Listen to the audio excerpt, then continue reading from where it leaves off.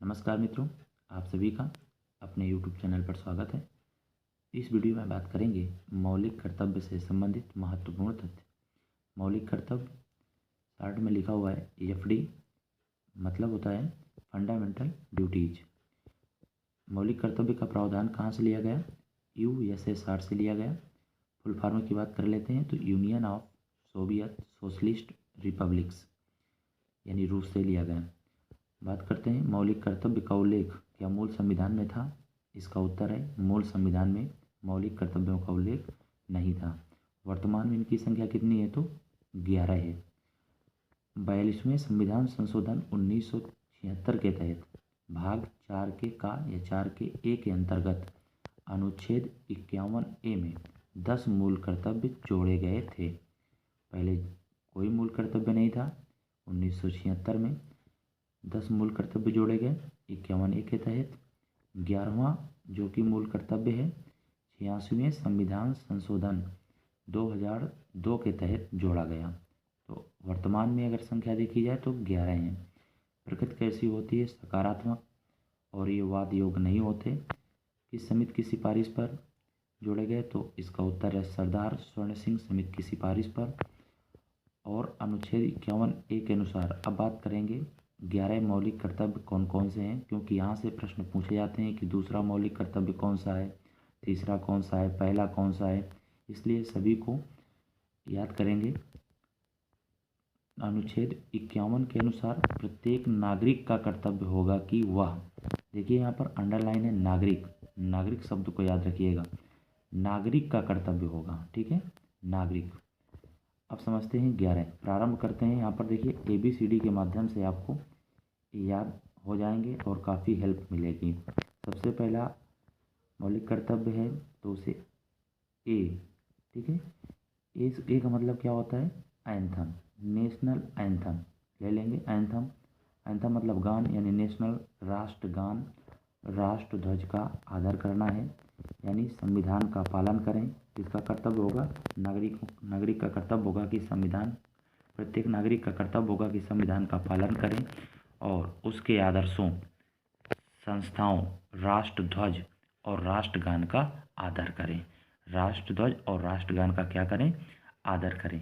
याद रखेंगे राष्ट्रगीत का जिक्र नहीं है मूल कर्तव्य में। बी से क्या याद रखेंगे? बापू। क्या है मतलब इसका? तो इसका मत संबंध है जिससे कि आंदोलन, महात्मा गांधी ने कई आंदोलन किए, तो इसका कारण क्या है? देश की स्वतंत्रता में अहम योगदान दिया आंदोलनों के माध्यम से। स्वतंत्रता के लिए हमारे राष्ट्रीय आंदोलन को प्रेरित करने वाले उच्च आदर्शों को हृदय में संजोए रखें और उनका पालन करें। ये है मौलिक कर्तव्य नंबर दूसरा।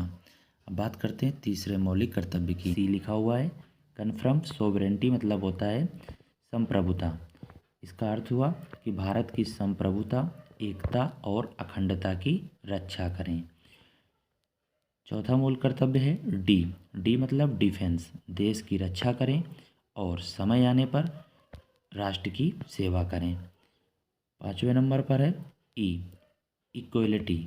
इसका मतलब है भारत के सभी लोगों में समरसता और समान भ्रातृत्व की भावना का निर्माण करें, जो धर्म, भाषा और प्रदेश या वर्ग आधारित सभी भेदभाव से परे हों और ऐसी प्रथाओं का त्याग करें जो स्त्रियों के सम्मान के विरुद्ध हों, जो स्त्रियों के सम्मान के क्या हों? विरुद्ध हों।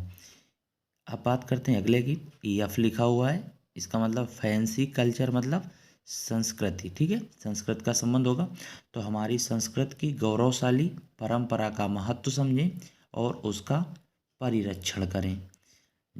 अब आता है नंबर जी की बात करते हैं। जी का तात्पर्य यहाँ पर ग्रीन से लिया गया है। ग्रीन का मतलब आप देख सकते हैं हरा भरा पर्यावरण, पेड़ पौधे, नदी, वन, झील, वन्य जीव आदि सभी की क्या करना है? रक्षा करना है। तो ये हो गया जी से। यच से हुआ ह्यूमनिज्म, मानवता, ठीक है, मानववाद, यानी वैज्ञानिक दृष्टिकोण, मानववाद और ज्ञानार्जन तथा सुधार की भावना का विकास करें। तो ह्यूमनिज्म से क्या हुआ, मानववाद वैज्ञानिक दृष्टिकोण को अपनाना है और ज्ञानार्जन में सुधार की भावना का विकास करना है। आई से क्या होगा, इंडियन प्रॉपर्टी, मतलब इसका यह हुआ कि जो भी सार्वजनिक संपत्ति हैं उनको सुरक्षित रखना है और हिंसा से दूर रहना है। जे से यहाँ पर लिखा हुआ जॉइंट एक्टिविटीज मतलब होते हैं गतिविधियाँ, जॉइंट मतलब सामूहिक गतिविधियाँ। इसका तात्पर्य क्या है, यानी व्यक्तिगत और सामूहिक गतिविधियों के सभी क्षेत्रों में उत्कर्ष यानी आगे बढ़ने की ओर का सतत प्रयास करें, जिससे राष्ट्र निरंतर बढ़ते हुए प्रगति और उपलब्धि की नई ऊंचाइयों को छू ले। यानी सामूहिक गतिविधियों से ऐसे कार्य करना है जिसमें क्या हो, प्रगति हो। संक्षेप में ये बात करते हैं अंतिम मूल कर्तव्य की। के मतलब है यहाँ पर नॉलेज मतलब क्या है, इसका संबंध शिक्षा से है। मतलब क्या है इसका, 6 से 14 वर्ष तक की उम्र के अपने बच्चों को शिक्षा के अवसर उपलब्ध कराना। यह कर्तव्य 86वें संविधान संशोधन अधिनियम 2002 के द्वारा जोड़ा गया। ये थे महत्वपूर्ण तथ्य मौलिक कर्तव्य से संबंधित। धन्यवाद।